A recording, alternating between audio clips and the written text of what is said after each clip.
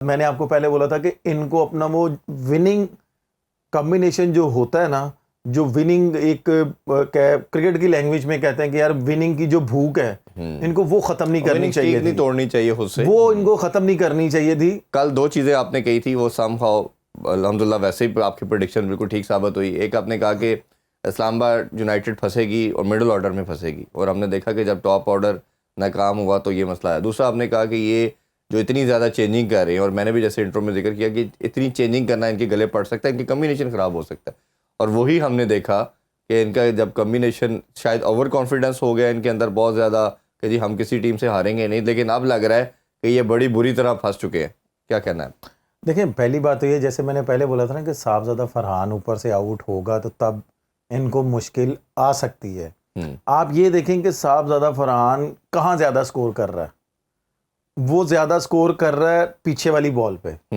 अब सबको पता चल गया कि भाई इसको पीछे नहीं करना, वो एक दो बॉल करते हैं चेक करने के लिए कि अगर खड़ी हो गई तो ठीक है, अदरवाइज वो उसको टाइट लाइन पे बॉल कर रहे हैं। टाइट लाइन पे वो देखें ज़्यादा आउट हो रहा है, ठीक है। ठीक। अब जाहिर सी बात है दूसरी टीमों में भी जो कोचिंग स्टाफ है, जो बॉलिंग कोच हैं, उन्होंने काम तो किया इस पे, ऐसी बात तो नहीं कि नहीं किया।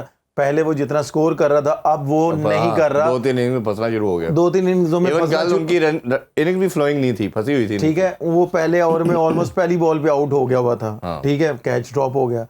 उसके बाद आपने जैसे बोला कि इस्लामाबाद, मैंने आपको पहले बोला था कि इनको अपना वो विनिंग कॉम्बिनेशन जो होता है ना, जो विनिंग एक क्रिकेट की लैंग्वेज में कहते हैं कि यार विनिंग की जो भूख है इनको वो खत्म नहीं करनी चाहिए थी, तोड़नी चाहिए खुद से, वो इनको खत्म नहीं करनी चाहिए थी, जो इन्होंने चेंजिंग कर करके वो इन्होंने ख़त्म की। मैंने आपको पहले बोला था कि अगर ये एक मैच भी हारेंगे ना तो ये प्रॉब्लम में आ सकते हैं, वो विनिंग कॉम्बिनेशन इनका टूटेगा। वो आपके भी सामने है कि न्यूजीलैंड का प्लेयर इन्होंने वो लेफ्टी बाहर बिठाया, वो पहले मन्नो को बिठाया, वो अंदर आया, उसने देखे 11 बॉलों पे 12 करना शुरू कर दिया कि उसको भी एक वेकअप कॉल चलेगी कि यार जितना मर्जी पॉजिटिव खेलो, ये किसी टाइम भी बाहर बिठा होल्डर सबसे बेस्ट बॉलर चल रहा है, उसको बाहर बिठा दिया। मैं वही बता रहा ना कि इस तरह की अगर चेंजेस करेंगे, वो जब दोबारा टीम में आएंगे, क्या उनका कॉन्फिडेंस वैसा रहेगा?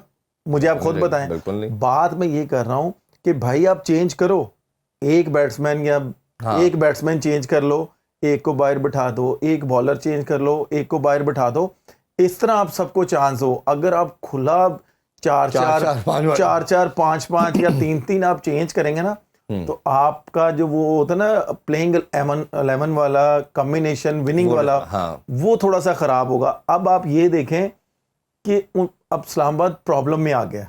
प्रॉब्लम में कैसे आया कि यार उनको समझ ही नहीं आ रही कि अब हम किसको खिलाएं, कि यार सबका कॉन्फिडेंस खराब अपने खुद ही कर दिया। अगर ये चाहते कि यार 2-3 और मैच जीते, आगे क्यों लिखा हुआ नजर आ जाता कि क्वालिफाई करते, फिर चाहे पूरी टीम भी चेंज कर देते ना, पूरी टीम भी चेंज कर देते, आप और मैं यहाँ पे बैठ के डिस्कस भी ना कर रहे होते। हम क्यों डिस्कस करेंगे? इनके लिए प्रॉब्लम होगी। अगर ये सारे मैच हारते हैं तो इनका क्वालिफाई करना भी मुश्किल हो सकता है। मैं आपको वही बता रहा हूँ ना, जैसे आज इनका मैच है कोयटा के साथ। अब आपको पता है कोयटा जैसी टीम बन चुकी है, और जिस तरह वो नीचे से ऊपर आई है, वो इतनी आसानी से नहीं इनको जीतने देगी जी।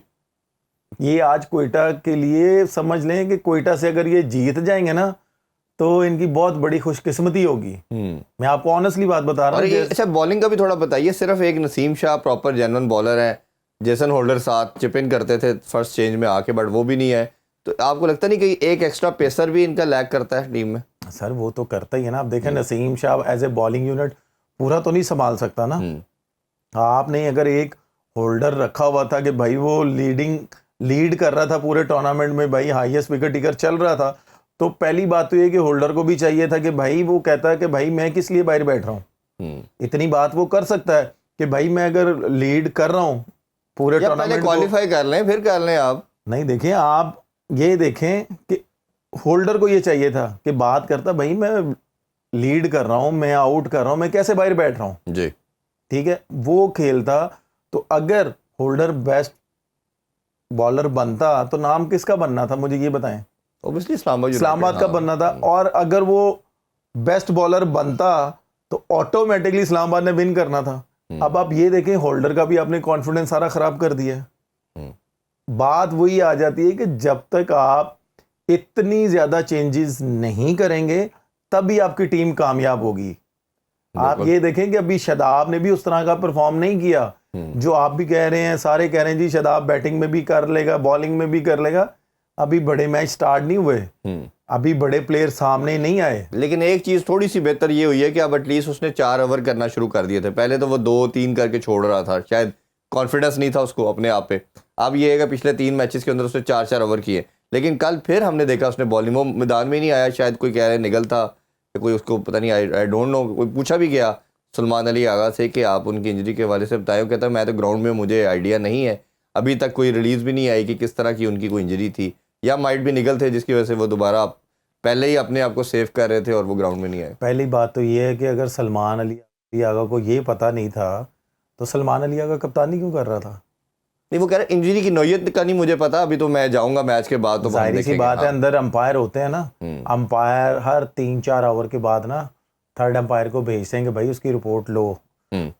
अगर उसको नहीं प्रॉब्लम थी या प्रॉब्लम थी तो वो बाहर वाला जो अंपायर होता है ना, वो अंदर वाले अंपायर को बताता है जी वो नहीं आ सकता या कुछ भी, ठीक है। तो जाहिर सी बात है जो अंदर वाला अंपायर होता है ना, जो अंदर लीड कर रहा होता है, उसको कहता है कि भाई वो क्यों नहीं आ रहा। फिर वो जो अंदर कप्तानी कर रहा होता है ना, वो कहता है जी मैं तो अंदर कप्तानी कर रहा हूँ, आप थर्ड अंपायर से पूछ लें कि भाई उसको भेजें आप। अगर वो बता रहा है तो आप प्लीज़ मुझे भी बता दें।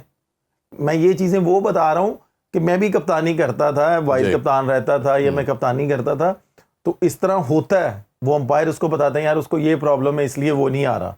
अगर वो नहीं आ रहा तो एज ए कर्टसी कि यार वो मेरी फ्रेंचाइज का कप्तान है, आप एज ए कर्टसी अंपायर से जाके पूछते हैं सर क्या बता रहे हैं थर्ड अंपायर या हमारे डॉक्टर क्या बता रहे हैं। ये तो वो ब्रेक जैसे होती है उसमें भी आपकी करस्पॉन्डेंस होती है, या बिल्कुल शायद वो कहना ये चाह रहे होंगे कि मुझे अभी उनकी सिवियरिटी का आइडिया नहीं है और शायद कहते होंगे मैच के बाद। देखिए पहले तो एज ए क्रिकेटर अल्लाह पाक उनको सेहत तंदुरुस्ती लंबी ज़िंदगी दे कि उन्होंने अभी टूर्नामेंट खेलना है, आगे बड़े आगे बड़े मैचेस पड़े हुए हैं, उन्होंने लीड करना है इस्लामाबाद को, लेकिन इस तरह की छोटी मोटी इंजरियों से बाहर बैठ जाना ये सूटेबल नहीं है। अगर मैं आपको ऑनेस्ट, चले वो तो अभी मेरा ख्याल है उनकी तरफ से रिलीज़ आएगा, पता चलेगा कि क्या रीज़न थी आज का मैच खेलते ही नहीं। अच्छा, थोड़ा सा मैं इमाद वसीम के वाले से बात करना चाहूँगा। रनिंग करते हुए हमें नज़र आता है वो फिट नहीं है, जिस तरह वो रन लेते हैं, रन आउट भी कल हुए वो, आउटफील्ड में भी हमें उतने, वो शुरू से कभी इतने एनर्जेटिक तो नज़र आई नहीं कभी कि हम बात करें कि जो स्प्रिंट बड़ा तेज़ मारते हैं। बैटिंग में भी हमें वो चीज़ नज़र नहीं आ रही। इवन लास्ट वर्ल्ड कप भी जो T20 हम हारे हैं उसमें भी उनकी बैटिंग में कुछ खास नज़र नहीं आया, बट लास्ट PSL में उन्होंने इस्लामाबाद यूनाइटेड को अपनी बैटिंग से मैच जितवाए, सारे 2-3 आखिरी मैचेस उनकी बैटिंग की वजह से जीते। अब इमाद वसीम को आप कैसे देख रहे हैं? शुरू में 1-2 मैचेस में बॉलिंग अच्छी की उन्होंने, बट अभी कुछ एवरेज नज़र आ रहे हैं। नवाज भी डगआउट पे बैठा है, तो आप क्या समझते हैं दोनों में से किसको होना चाहिए? देखिए मैं सबसे पहले तो मेरा क्वेश्चन मार्क आता है पाकिस्तान क्रिकेट बोर्ड पे और पाकिस्तान के सिलेक्टरों पे। जैसे आपने बोला कि यार ये नहीं रनिंग कर पा रहा, ये फील्डिंग नहीं सही कर पा रहा, तो फिर पाकिस्तान सेलेक्टरों पे बात आती है ना कि भाई फिटनेस पे आप एक तरफ बात करते हो और एक तरफ आप इसको खिला भी रहे हो। आप फ्रेंचाइज वाले कहेंगे हमारी मर्जी जिस मर्जी को खिलाएं। नहीं, फ्रेंचाइज वाले तो कहेंगे हाँ। ठीक है। अब बात पीछे से आ रही ना, अगर पीछे से वो अगर खेलता हुआ आ रहा है तो फ्रेंचाइज भी तो बोलेगी ना कि भाई हमारी मर्जी, हमारे लिए ये काम कर रहा है तो ठीक है। तो फ्रेंचाइज कैसे उसको बाहर बिठाएगी? और रही बात नवाज की और इसकी, देखिए नवाज की अपनी परफॉर्मेंस है, उसका अपना नाम है, इमाद की अपनी परफॉर्मेंस है, अपना नाम है।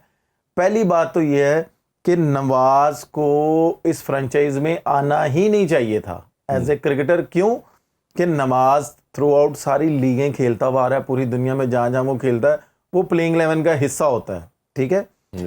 नवाज को ये पता होना चाहिए था कि भाई यहाँ पे ऑलरेडी इमाद वसीम है, उनकी फर्स्ट प्योरिटी इमाद वसीम है, वो मुझे नहीं खिलाएंगे, ऐसे ही है, ठीक है। नवाज को चाहिए था चाहे कम कॉन्ट्रैक्ट होता वो किसी और फ्रेंचाइज से बात करता। पूरे मैचेस तो मिलते हैं ना, पूरे मैचेस तो मिलते हैं ना। आप देखेंगे उसको मैच ही नहीं मिल रहा, कोई इतने मैचेस मिल ही नहीं रहे।